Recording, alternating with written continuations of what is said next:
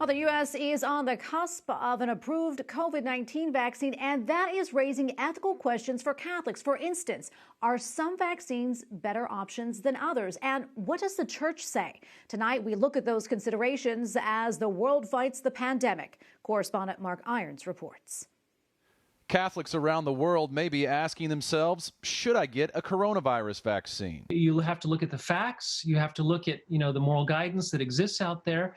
Some of the many vaccines being developed are produced unethically from cell lines derived from abortions decades ago. Dr. Joseph Meany, president of the National Catholic Bioethics Center, says it puts Catholics in a dilemma. When you don't have any, 100% good option, then it becomes a real difficult choice. A 2005 document from the Pontifical Academy for Life notes Catholics have an obligation to use ethically sourced vaccines when available. But if some are problematic, they can still be taken.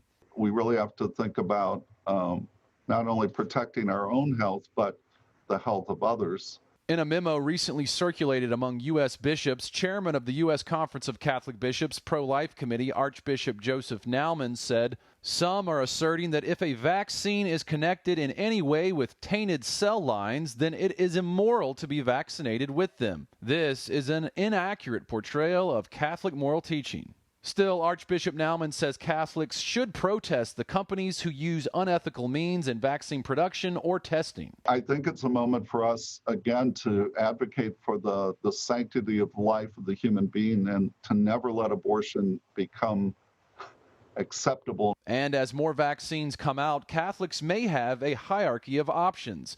Dr. Meany says besides confirmatory testing, the Pfizer vaccine did not rely on abortion-derived cell lines in its production, a positive sign. It would be better to take a vaccine that has less to do with these abortion-derived cell lines than one that is completely immersed in them.